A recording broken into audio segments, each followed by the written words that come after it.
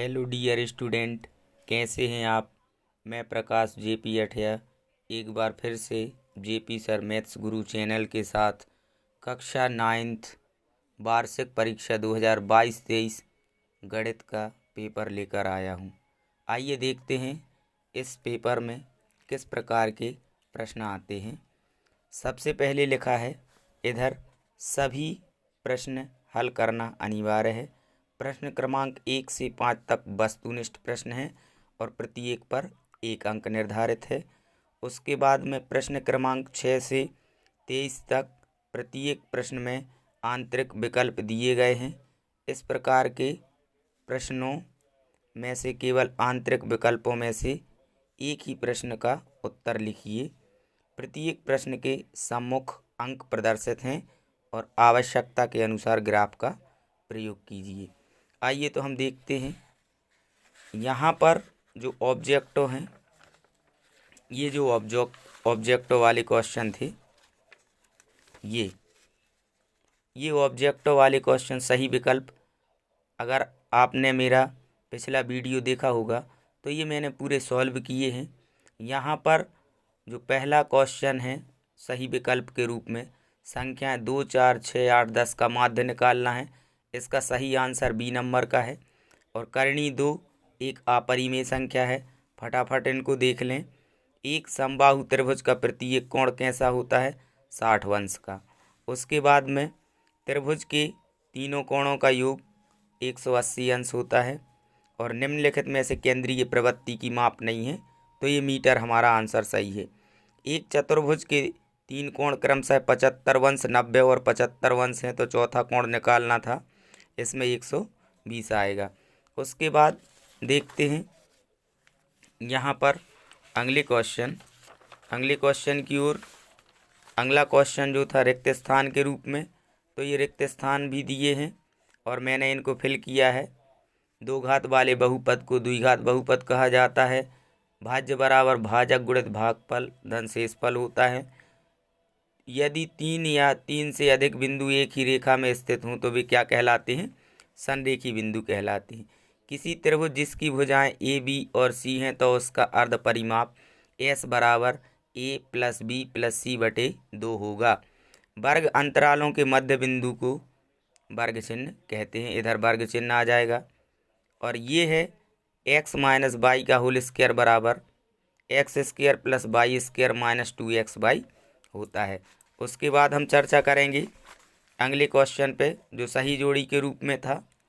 तो y बराबर 0 जो है, इसका हमारा डी नंबर का हो जाएगा, एक्स अक्ष का समीकरण होता है। और इसकी जो घात बतानी थी, ये जो हमारा हो जाएगा एफ नंबर का हो जाएगा। इसकी अधिकतम घात 2 है। इसमें भुज का मान पूछा गया था, तो ये हमारा ई नंबर का सही है। और बहुपद का शून्यक बताना था 2x धन 5 का, तो इसका शून्यक ऋण 5 बटे 2 है। और अक्षों का प्रतिच्छेदी बिंदु क्या कहलाता है? मूल बिंदु।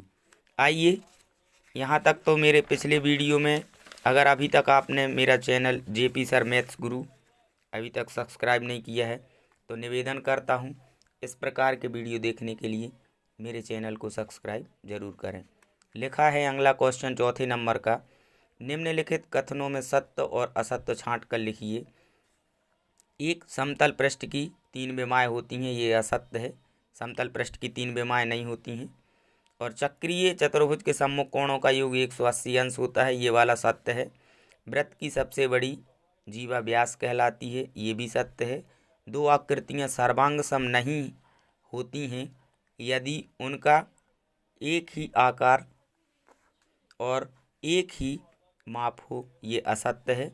और बिंदु 2, 3 समीकरण एक्स धन वाई बराबर 4 का हल है, ये वाला भी असत्य है। और लिखा है अगला छठवां, यदि तापमान 30 सेल्सियस डिग्री है तो फ़ारेनहाइट का तापमान 86 सेल्सियस 86 फ़ारेनहाइट होता है, ये वाला हमारा सत्य है। इसके बाद आइए हम चलते हैं प्रश्नों की ओर। यहाँ पर अगला जो प्रश्न आया है 5वां, एक वाक्य में उत्तर देना है। आर त्रिज्या वाले अर्धगोले का आयतन होता है 2/3 पाई आर क्यू। और एस सर्वांग समता पिछले वीडियो में मैंने बताई है इसकी डेफिनेशन। तो ऐसे 2 त्रिभुज जिसमें दो भुजाएं और एक कोण बराबर हो तो वो क्या होते हैं, सर्वांग सम होते हैं, और वहाँ पर एस सर्वांग समता लगती है। एक समचतुर्भुज के विकर्ण कैसे होते, परस्पर लंबवत होते हैं। यदि कोई बिंदु ऋण और धन के रूप में है तो वह कौन से चतुर्थांश में होगा, तो वो द्वितीय चतुर्थांश में होगा। और लिखा है तिर्यक रेखा के एक ही ओर के अंतःकोणों का युग्म कितना होता है, 180। और यहाँ पर x बराबर 2 दिया था तो हमें y का मान निकालना था जो हमारा -1 आएगा। आइए चलते हैं अब हम प्रश्नों की ओर। वीडियो थोड़ा सा लंबा ज़रूर हो रहा है लेकिन आप बने रहें मेरे इस चैनल के साथ। तो हम यहाँ पर देखेंगे, ये हमारा 6वां प्रश्न है। 3/5 और 4/5 के बीच 4 परिमेय संख्या निकालना है और इसके अथवा में दिया है 16 पे 3/4 की पावर दी है, इसका मान ज्ञात करना है। आइए हमने इन क्वेश्चनों को पहले से सॉल्व किया है, हम आपको यहाँ पे बता रहे हैं। लिखा है 3/5 और 4/5 के बीच 4 परिमेय संख्या है।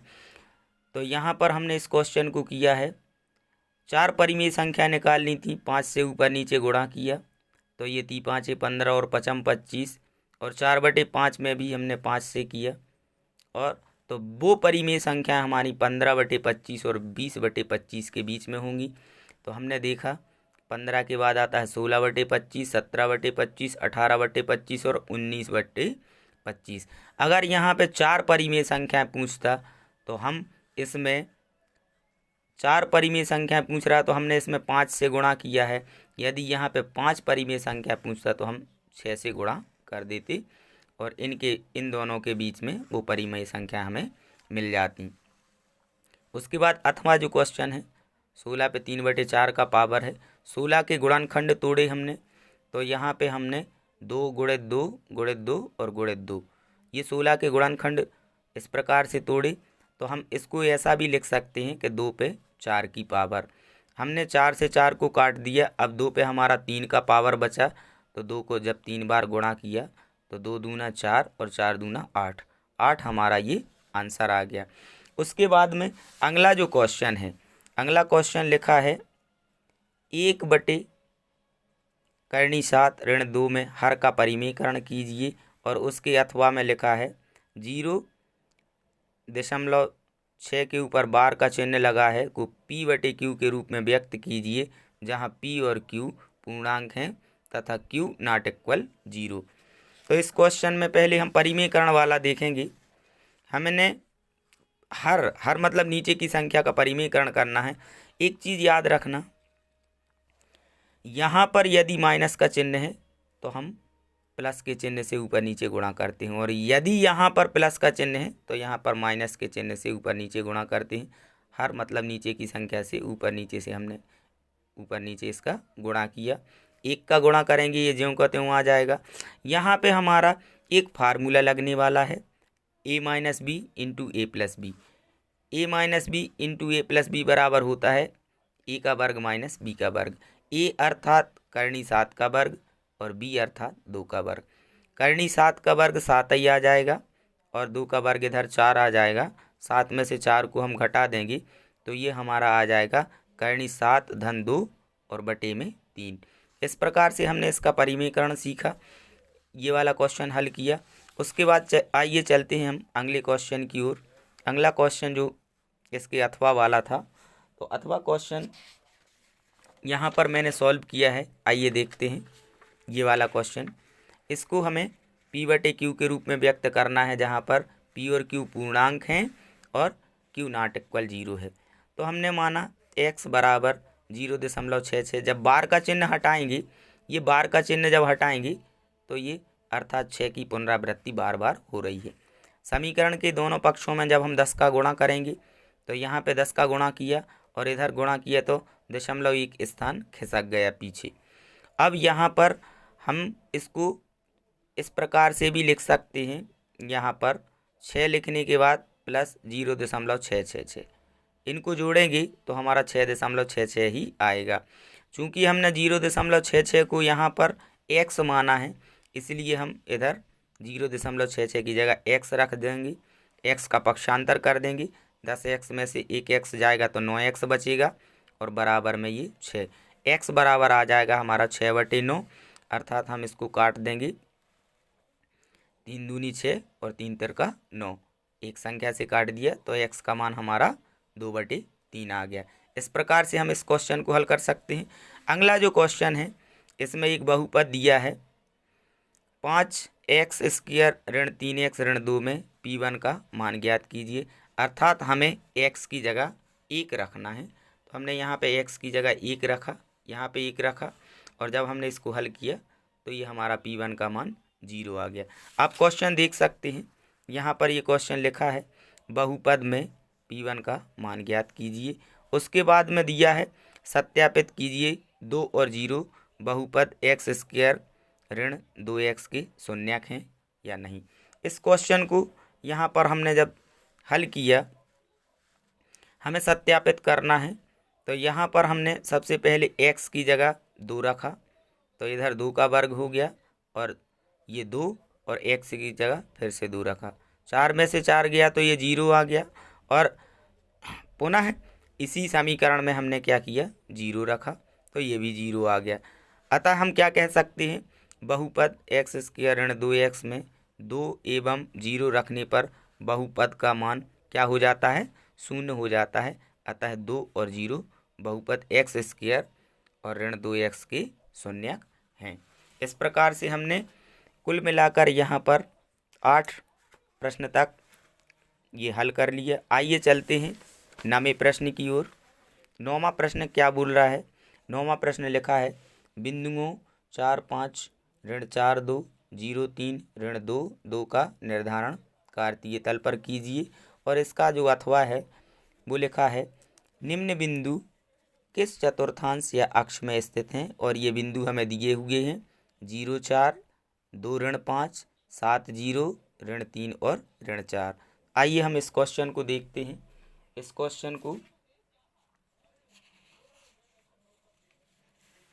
यहाँ पर हमने इस क्वेश्चन को ये किया हुआ है, ये आपको इस प्रकार से नहीं करना है क्योंकि ये ग्राफ में बनाने का काम है। यहाँ पर ग्राफ का भी लिखा है कि ग्राफ का उपयोग कीजिए, आपको ग्राफ पेपर मिलेगा उसमें आपको ये बनाना है और अच्छे से बन जाएगा। तो ये बिंदुओं का निर्धारण हमने किया, ये हमारा प्रथम चतुर्थांश होता है जो धन धन का होता है, ये द्वितीय चतुर्थांश, ये तृतीय चतुर्थांश और ये चतुर्थ चतुर्थांश। दोनों संख्या धनात्मक थी तो हमने x अक्ष पर 4 लिया, y अक्ष पर 5 लिया, तो इसका निर्धारण कर लिया 4 और 5 का। दूसरा था ऋण 4 और 2, मतलब हमें x अक्ष पर ऋण 4 लेना है और y अक्ष पर 2 लेना है। 4 और 2 को हमने मिला दिया इधर, तो ये हमारा बिंदु मिल गया ऋण 4 और 2।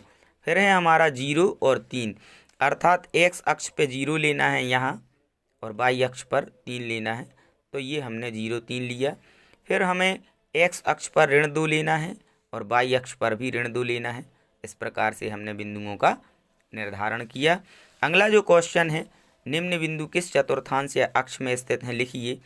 तो पहला चतुर्थांश हम जानते हैं धन धन का होता है, दोनों संख्याएं यदि धनात्मक हैं तो ये प्रथम चतुर्थांश में होंगी, इसलिए हमने लिखा कि 0 और 4 प्रथम चतुर्थांश में स्थित हैं।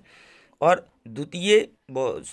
चतुर्थ चतुर्थांश जो होता है धन और ऋण का होता है, ये वाला चौथा चतुर्थांश धन और ऋण का होता है। पहली संख्या धनात्मक थी, दूसरी ऋणात्मक थी, तो हमने लिख दिया कि ये चतुर्थ चतुर्थांश में स्थित हैं। और फिर से आ गया, ये पहला चतुर्थांश धन धन का होता है, दोनों संख्या धनात्मक हैं, तो हमने यहाँ पर लिख दिया प्रथम चतुर्थांश में स्थित हैं। और जो हमारा तृतीय चतुर्थांश होता है बेटा, ये ऋण ऋण का होता है, दोनों संख्याएं ऋणात्मक होती हैं, इसलिए ऋण 3 और ऋण 4 को हमने लिख दिया कि ये तृतीय चतुर्थांश में स्थित हैं। आइए देखते हैं उसके बाद अगला प्रश्न। अगला प्रश्न जो हमें दिया हुआ है 10वां प्रश्न, बिना बिंदुओं को आलेखित किए बताइए कि वे किस चतुर्थांश में स्थित होंगे यदि कोटि 2 एवं भुज ऋण 3 और भुज ऋण 2 तथा कोटि 3 है। तो इस क्वेश्चन को यहाँ पर ये 10वां क्वेश्चन है। इस क्वेश्चन को हमने यहाँ पर हल किया है। देखो यहाँ पर कोटि 2 तथा भुज ऋण 3 है, तो ये द्वितीय चतुर्थांश में स्थित होगा, और भुज ऋण 2 तथा कोटि 3 है, तो ये भी हमारा द्वितीय चतुर्थांश में स्थित होगा।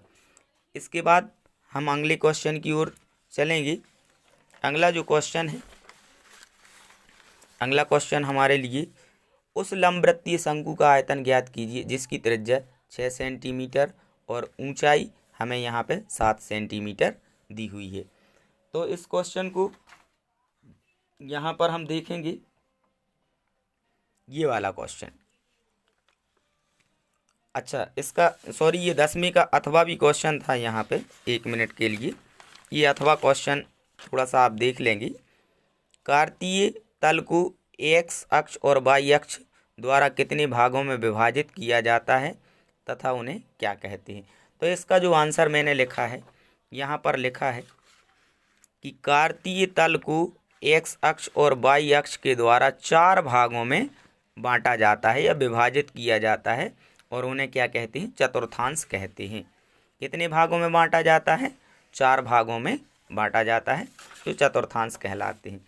उसके बाद में अगला जो क्वेश्चन है जिसकी हम यहाँ पे चर्चा कर रहे थे, उस लंबवृत्तीय शंकु का आयतन ज्ञात कीजिए जिसकी त्रिज्या 6 सेंटीमीटर और ऊंचाई 7 सेंटीमीटर है। पाई का मान इधर हमें 22/7 लेना है। तो इस क्वेश्चन को जब हम हल करेंगे, यहाँ पर हमने लिखा लंबवृत्तीय शंकु का आयतन, ये प्रश्न लिखा है, शंकु की त्रिज्या हमें दी है 6 सेंटीमीटर और ऊंचाई दी है h बराबर 7 सेंटीमीटर। चूँकि शंकु का आयतन का जो फार्मूला होता है 1/3 पाई आर स्क्वायर h होता है। 1/3 पाई का मान 22/7 रखा, r अर्थात त्रिज्या का मान 6 सेंटीमीटर रखा, और h 7।